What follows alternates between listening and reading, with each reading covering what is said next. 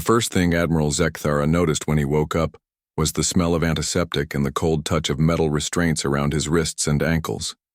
His vision was blurry at first, but slowly cleared to reveal a white ceiling with strange patterns of light flowing across it. The patterns moved in ways that hurt his eyes to follow, so he turned his head to the side. A human woman in a white coat stood beside his bed, holding what looked like a datapad. She had dark hair pulled back and wore strange glass circles over her eyes.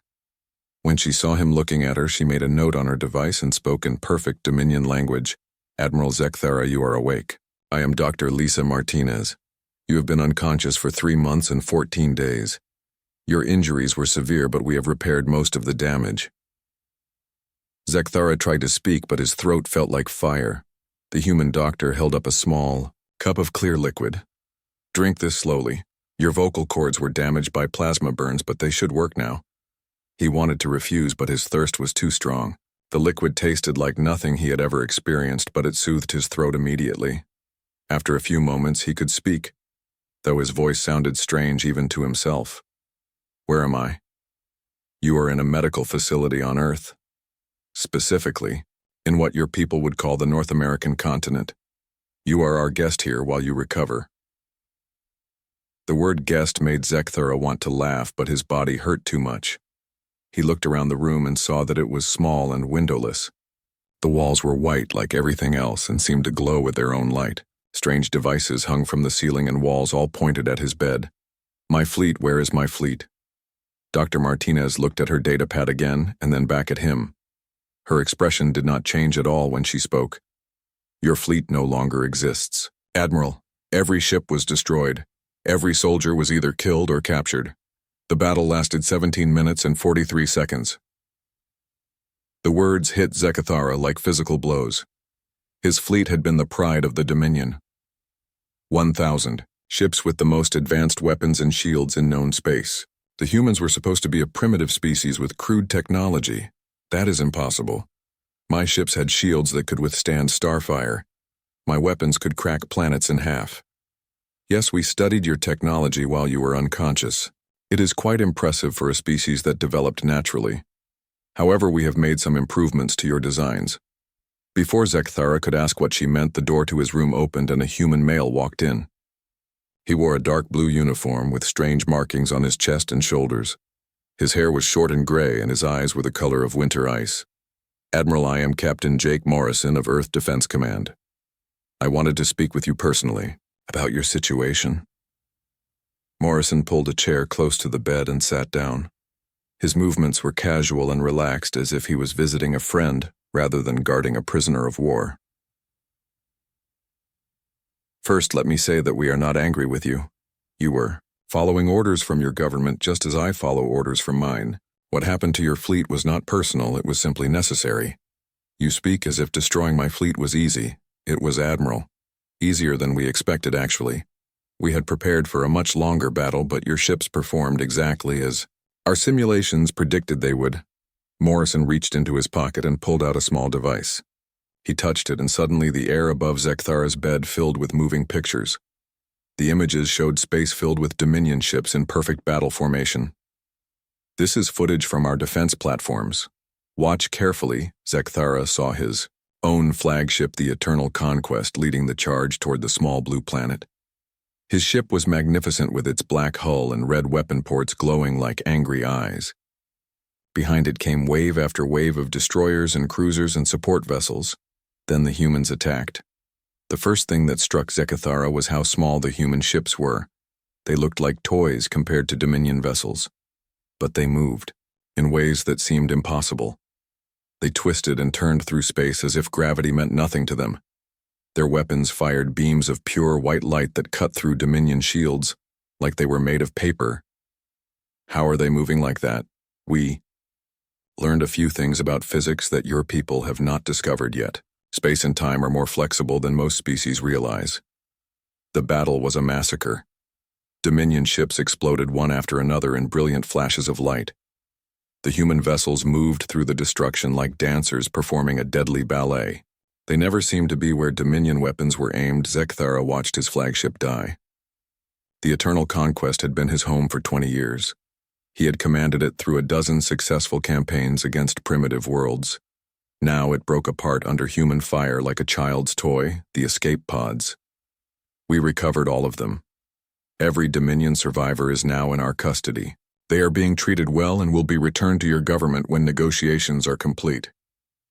What negotiations? Captain Morrison touched his device again, and the images changed. Now Zekthara could see Earth itself. The planet was beautiful, in a way that hurt to look at. Blue oceans and white clouds and green continents that seemed to glow with life. Your government has demanded your return along with all prisoners. They have threatened to send another fleet if we do not comply. Our response was to declare war on the Dominion Empire. The words made no sense to Zekthara. Humans were supposed to be afraid of the Dominion. They were supposed to surrender when they saw the power of 1,000-ship fleet. You cannot fight the Dominion. We control half the galaxy. We have weapons that can destroy stars. We have conquered 1,000 worlds. Yes, we know. We have been watching you for quite some time, Admiral. We know about your weapons and your ships and your tactics. We have studied every battle you have ever fought and learned from your victories and defeats. Morrison stood up and walked to the wall. He touched it, and suddenly Zekthara could see through it as if it was made of glass. Outside was a vast city that stretched to the horizon. Towers of metal and glass reached toward the sky like fingers. Flying vehicles moved between them in orderly streams. This is just one of our cities, Admiral. We have thousands like it all over Earth. Each one contains more people than live on most Dominion worlds, and every one of those people now knows that the Dominion attacked their home. They should be afraid. They are not afraid, Admiral. They are excited. Humans enjoy challenges, especially when someone threatens their families. Your attack was not seen as a tragedy, it was seen as an opportunity. Morrison turned back to face him, and for the first time Zekthara saw something in the human's eyes that made his blood feel cold. You see, Admiral, your people made a very serious mistake.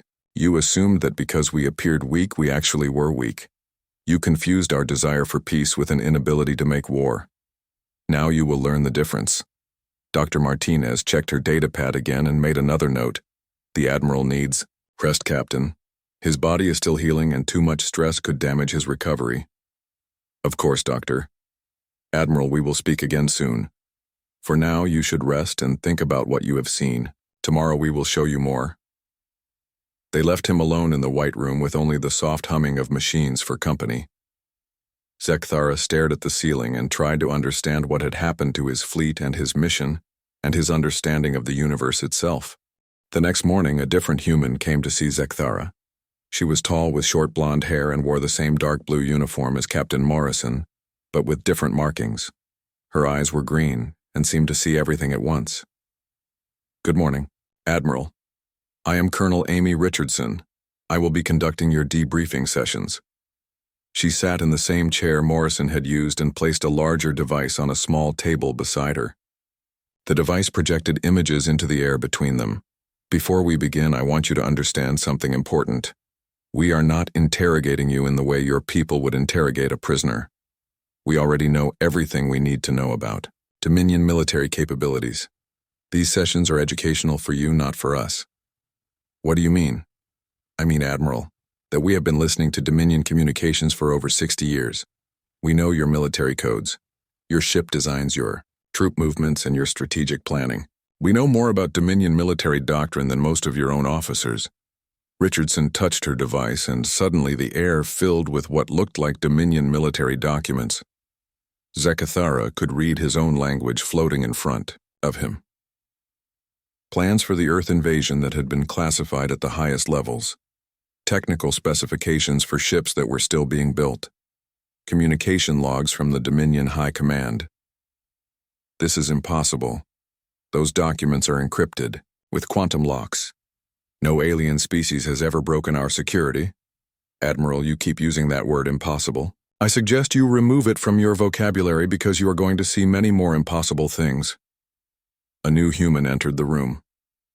He was older with gray hair and kind eyes behind thick glasses. He wore a white coat like Dr. Martinez but carried different tools. This is Dr. Paul Anderson, our chief xenobiologist. He has been studying Dominion technology since your fleet arrived. Dr. Anderson smiled as if meeting Zekthara was a pleasant social event rather than examining an enemy prisoner. Admiral, it is an honor to meet you.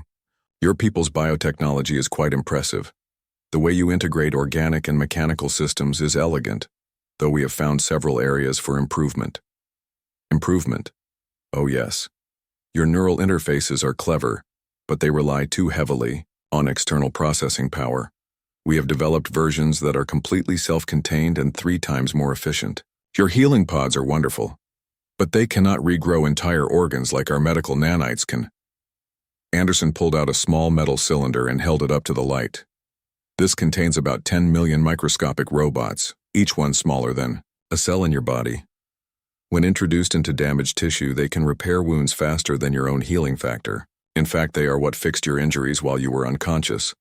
The idea that millions of tiny machines had been crawling through his body made Zekthara feel sick. You had no right to experiment on me. We did not experiment, Admiral. We saved your life. Your injuries would have killed you within hours if we had not intervened. The nanites simply repaired damage. They did not change anything fundamental about your biology. Colonel Richardson spoke again. Dr. Anderson's work brings up an interesting point, Admiral. Everything your people can do, we can do better. Everything you have built, we can build smaller, faster, and more efficiently. The question you should be asking yourself is how. She touched her device again, and the documents disappeared. In their place appeared what looked like a map of space with thousands of colored dots scattered across it. This is a map of known space, Admiral. The red dots are Dominion worlds. The blue dots are human colonies. The green dots are other species. We have contact with Zekthara stared at the map in shock. There were far more blue dots than red ones. Human territory seemed to stretch across vast areas of space that the Dominion had never even explored. How long have your people been in space?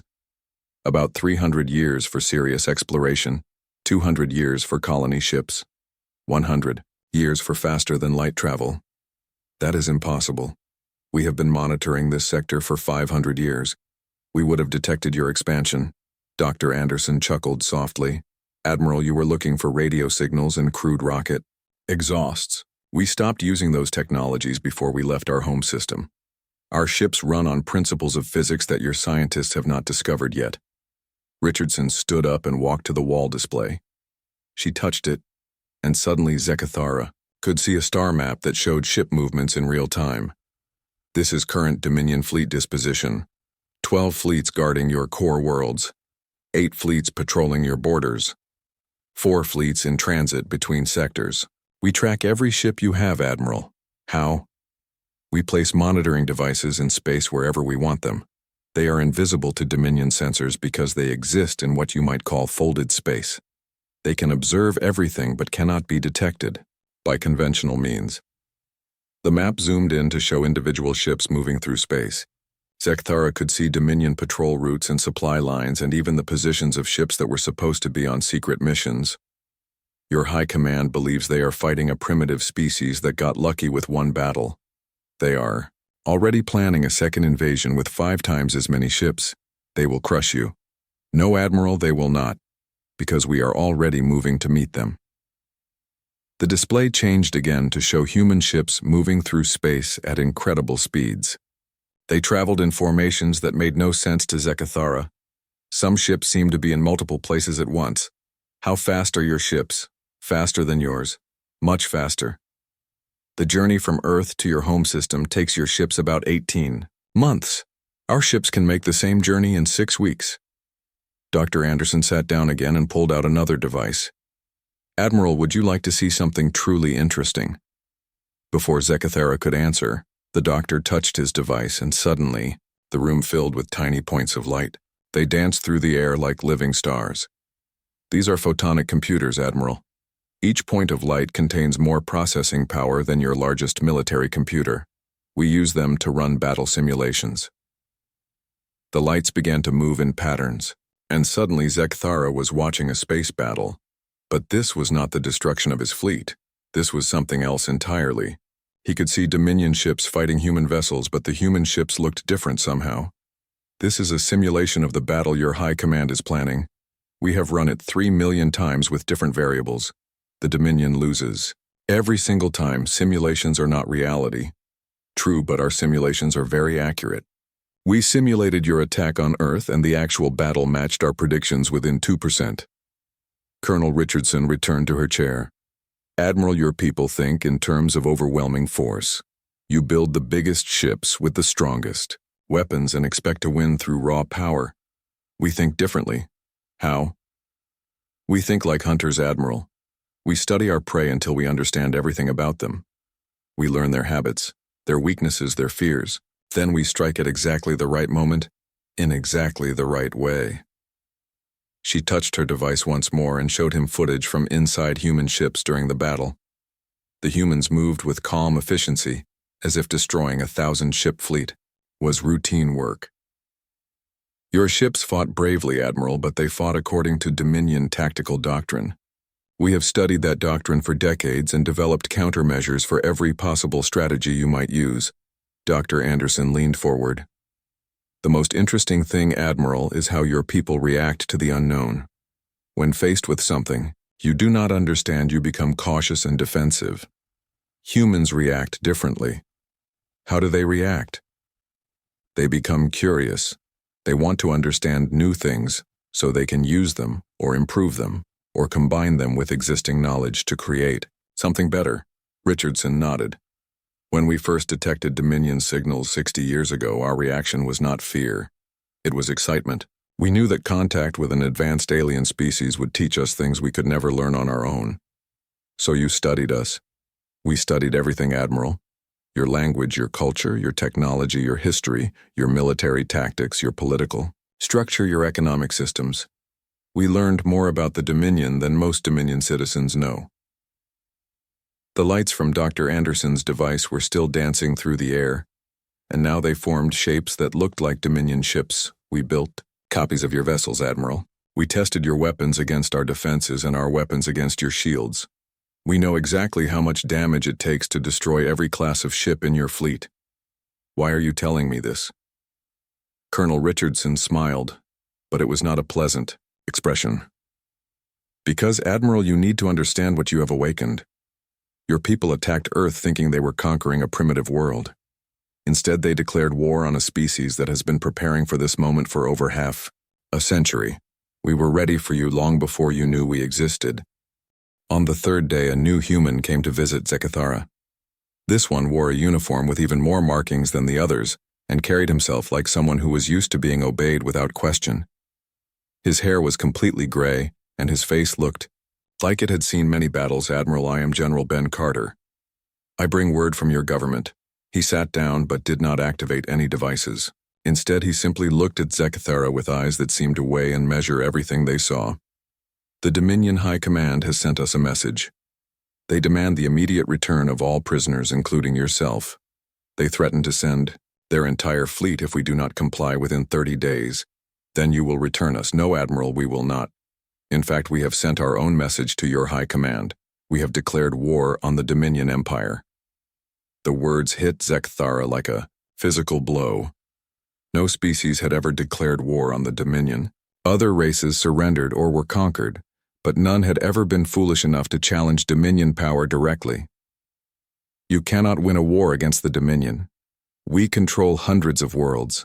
We have billions of soldiers. Our fleets outnumber yours 1,000 to 1. General Carter smiled, and it was the most terrifying expression Zekithara had ever seen on any face. Admiral, your math is wrong. You do not outnumber us at all. Before Zekithara could ask what that meant, the door opened and another human entered. This one was a woman with dark skin and intelligent eyes. She wore a white coat but carried military equipment. This is Dr. Susan Clark, our communications specialist. She has been monitoring Dominion transmissions since we sent our declaration. Dr. Clark activated a device, and suddenly the room filled with voices speaking in Dominion language. Zekithara could hear panic and confusion in the voices of his own people. Your High Command is quite upset, Admiral. They cannot understand how a primitive species dared to threaten the mighty Dominion. They are mobilizing every fleet they have for a final assault on human space. As they should. You will be destroyed utterly. Perhaps. But Admiral, let me show you something before you celebrate our doom. Dr. Clark touched her device and the voices stopped. In their place appeared a star map. But this one showed something that made Zekithara's mind struggle to comprehend what he was seeing. Human ships were everywhere. Not just in their own territory, but spread throughout the galaxy like seeds scattered by wind. There were human fleets moving toward every major Dominion system simultaneously. How many ships do you have? General Carter answered.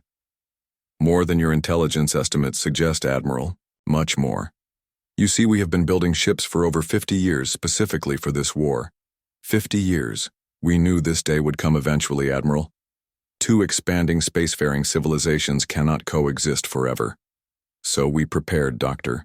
Clark manipulated her display to show ship construction facilities scattered across human space. The scale was staggering. Entire moons had been converted into shipyards. Asteroid belts had been turned into massive industrial complexes. Every human colony has been building ships, Admiral. Every space station has been modified for military production. We have turned our entire civilization into a war machine. But your people live in peace.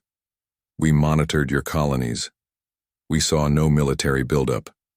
No, Admiral, you saw what we wanted you to see. Our colonies appear peaceful because we build our military infrastructure in places your sensors cannot detect.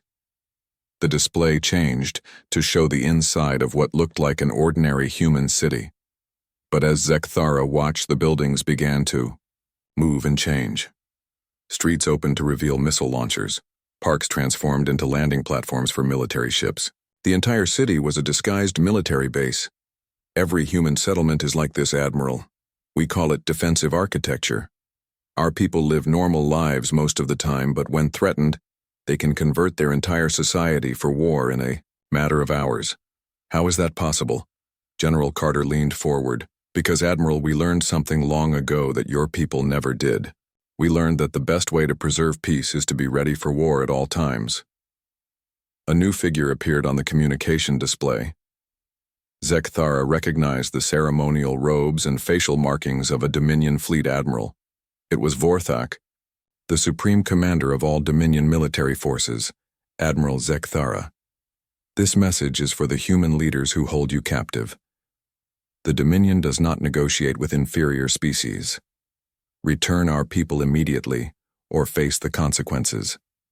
The message continued with the usual Dominion threats and demands, but General Carter seemed bored by it. When it finished, he touched the device to reply, Admiral Vorthak. This is General Carter of Earth Defense Command. Your terms are rejected. We suggest you prepare your people for what is coming. Dr. Clark smiled as she sent the message. Admiral Vorthak will not be pleased with that response. He is used to having primitive species beg for mercy. He will send every ship the Dominion has. Yes, Admiral, he will. In fact, we are counting on it. The star map changed again to show Dominion fleets converging on human space from multiple directions. It looked like an unstoppable force that would crush everything in its path. You see, Admiral, your commander is making exactly the mistake we hoped he would make. He is concentrating his forces for one massive attack. That is proper strategy. Overwhelming force at the decisive point. Perhaps for fighting other Dominion fleets, Admiral, but not for fighting humans. General Carter stood and walked to the display. He touched it, and suddenly Zekthara could see the battle plans from a human perspective. While Admiral Vorthak gathers his fleets for an attack on our core systems, we are moving our forces to attack his. By the time his ships reach human space, there will be nothing left for him to return to. You cannot move that fast. We can, Admiral, and we are. Our ships left for Dominion space the day after your fleet was destroyed. They should be arriving at your outer colonies right about now. Dr. Clark checked her instruments and nodded. Actually, General, the first reports are coming in now. She activated the communication system, and suddenly the room filled with frantic Dominion voices. Zekthara could hear reports of human attacks on mining colonies and supply depots. The voices spoke of ships that appeared from nowhere and disappeared just as quickly. Your raiders cannot do serious damage to the Dominion. These are not raiders, Admiral. These are full battle fleets. We are not conducting hit-and-run attacks, we are conducting systematic conquest. The communication display showed a map of Dominion space with red dots winking out one by one. Each dot represented a world or space station that had gone silent. Your people fight well, Admiral, but they are not prepared for the kind of war we bring. They expect enemy fleets to approach slowly, giving them time to prepare defenses and call for reinforcements. That is how space war is fought. That is how your people fight space wars, Admiral. We fight differently. General Carter returned to his chair. Our ships do not approach slowly from predictable directions. They appear inside your defensive perimeters using technology your people have never encountered. By the time your forces realize they are under attack, the battle is already over.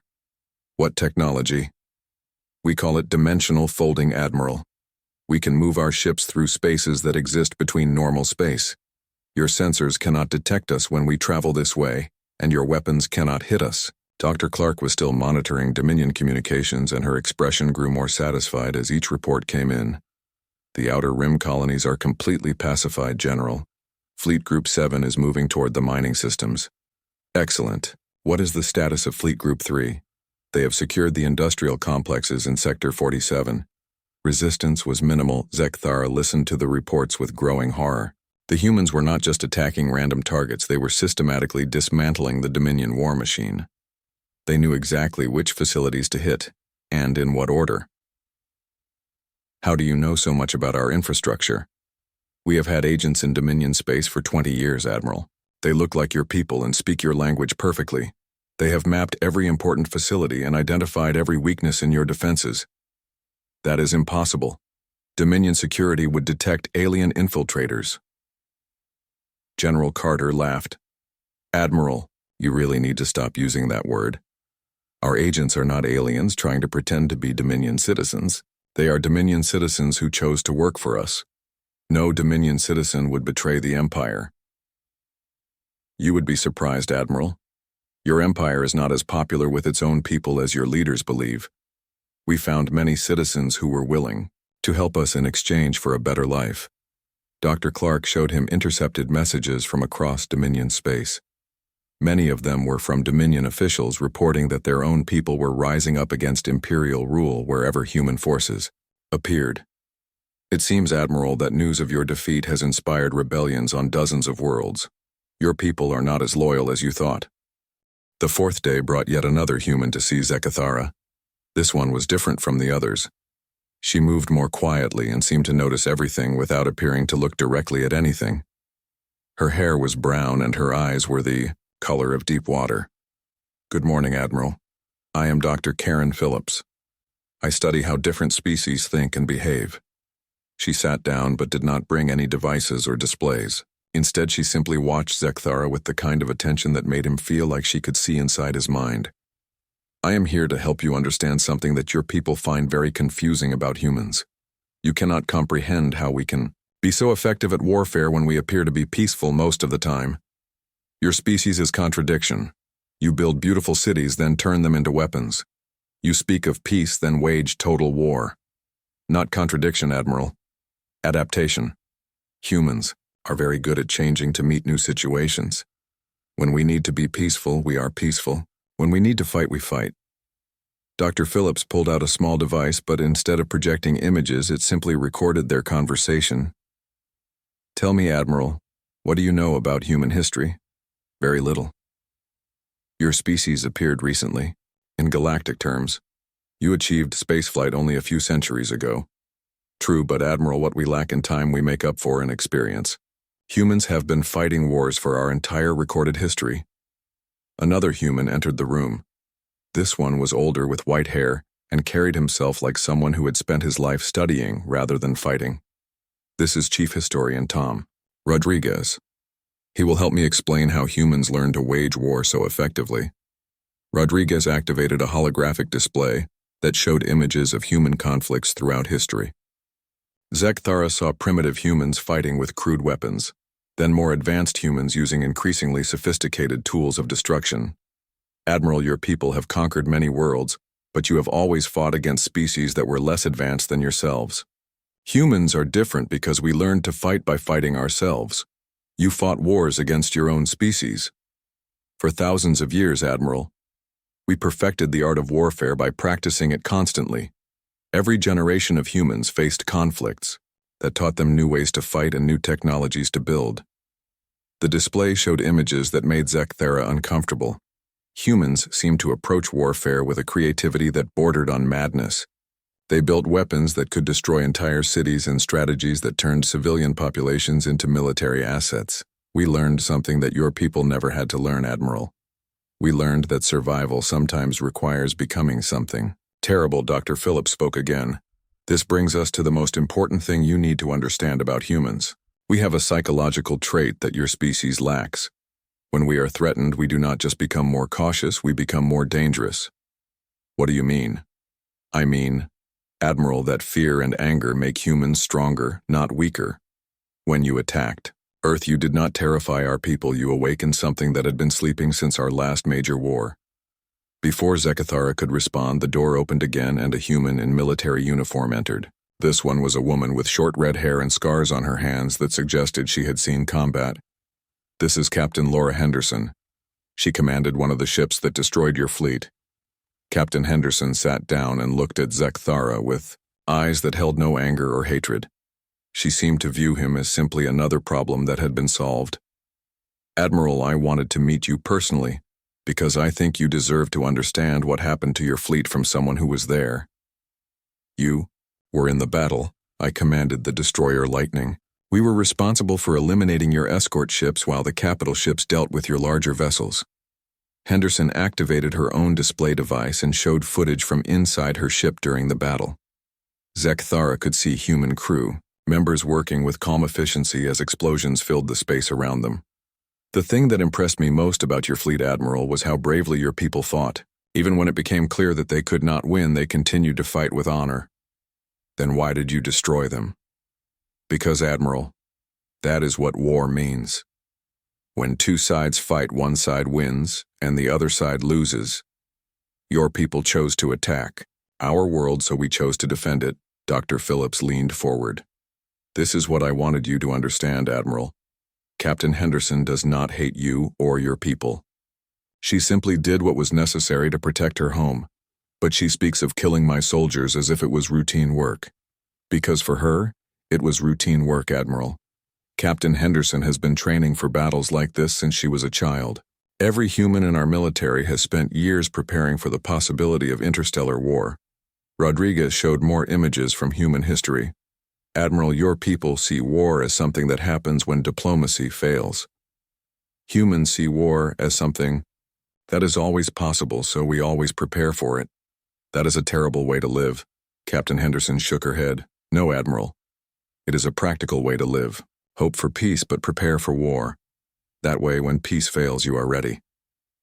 But your people seemed happy after destroying my fleet.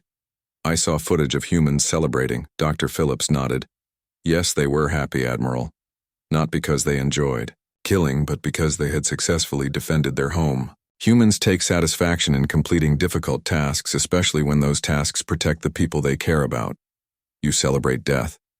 We celebrate victory, Admiral. The death of your soldiers was unfortunate but necessary. We would have preferred that your government chose diplomacy instead of invasion. Rodriguez changed his display to show human colonies throughout space. Admiral, let me show you something that might help you understand how humans think about this war. The display showed ordinary human families living normal lives on distant worlds. Children playing in parks, adults working in fields and factories, elderly people sitting peacefully in gardens. When your fleet attacked Earth, these people learned that someone had tried to hurt their families. Their reaction was not fear, it was anger. They are civilians. They should not care about military matters. Admiral, there are no civilians in human society when our species is threatened. Every human becomes a potential soldier when our survival is at stake. Captain Henderson activated her own display again. This is footage from human colonies when news of your attack reached them. Zekthara watched in disbelief as ordinary humans lined up to volunteer for military service. The lines stretched for kilometers. Children who looked barely old enough to hold weapons demanded to be trained for combat. Elderly humans who should have been resting offered their knowledge and experience for the war effort. How many humans volunteered for military service after learning of our attack? All of them, Admiral. Every human who was physically capable of fighting volunteered. We had to turn people away because we did not have enough equipment to arm everyone who wanted to fight. Dr. Phillips made a note on her recording device. This is what I meant about humans becoming more dangerous when threatened, Admiral. Your attack did not weaken us, it united us. Every human in known space is now committed to your defeat. But surely your leaders must realize that total war will destroy both our civilizations. Rodriguez laughed, but it was not a pleasant sound. Admiral, our leaders are planning for what comes after your civilization is gone. We have already begun preparing to govern the territories that will be liberated from Dominion control. You plan to rule over our people. We plan to free your people, Admiral. Many of the worlds under Dominion control were conquered against their will. They will be given the chance to govern themselves. Captain Henderson stood up. Admiral, I need to return to my ship. We are departing for Dominion space tomorrow.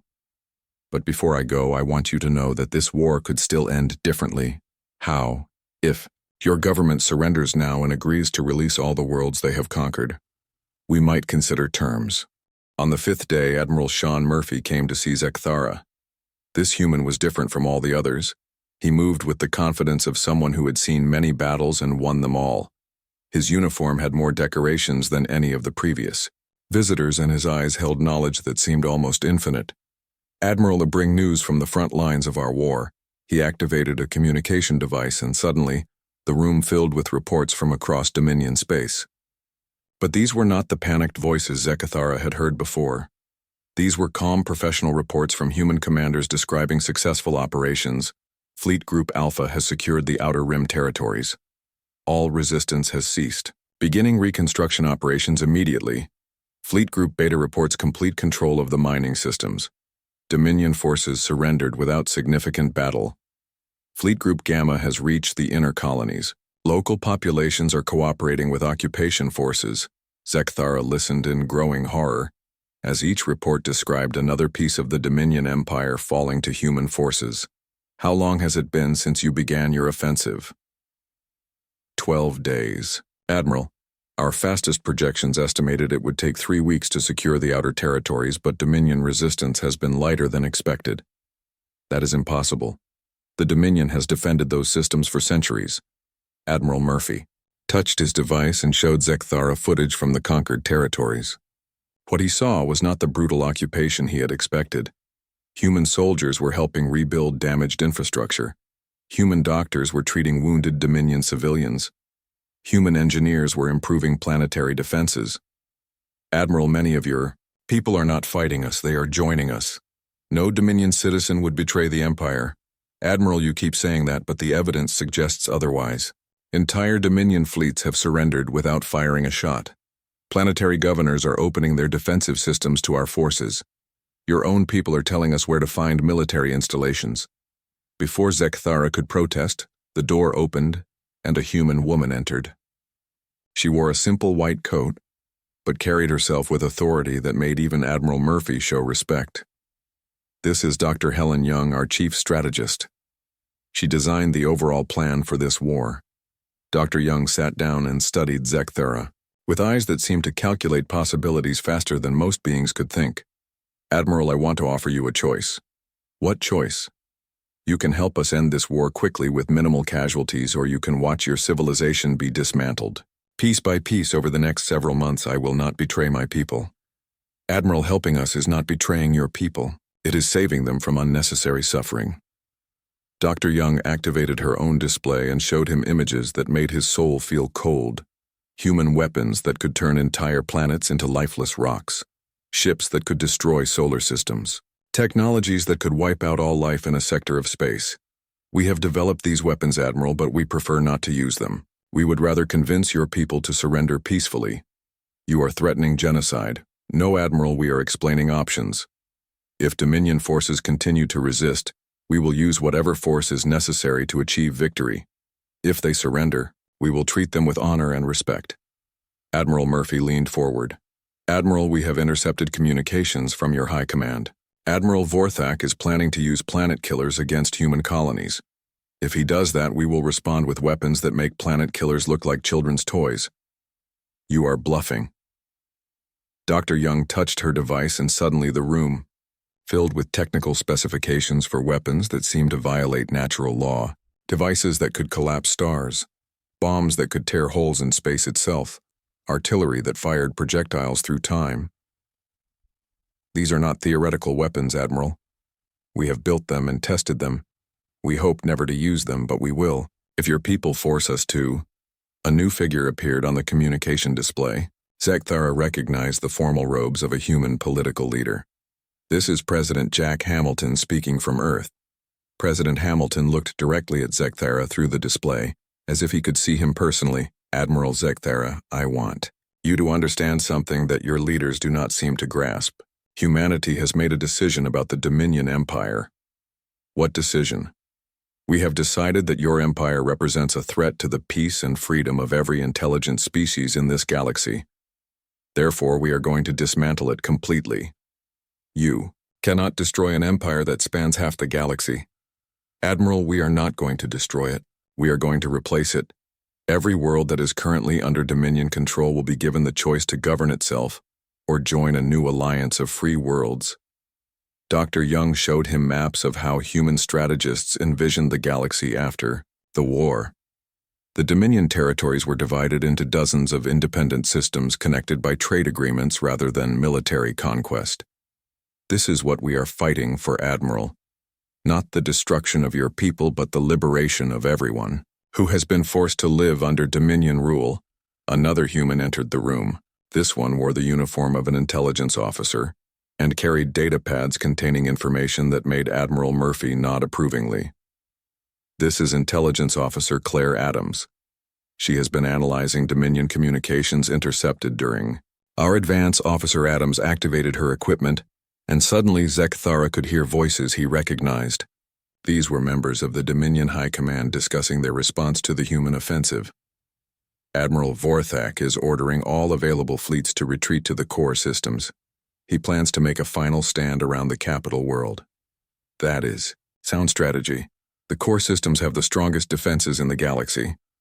Dr. Young shook her head. Admiral, those defenses were designed to stop Dominion-level technology. They will not stop human weapons. How can you be so certain? Because, Admiral, we tested them. We have been sending stealth probes into Dominion space for 20 years. We know the exact specifications of every defensive system you have built. Officer. Adams showed him intelligence reports that contained detailed analyses of Dominion military installations. The humans knew more about Dominion defenses than most Dominion commanders.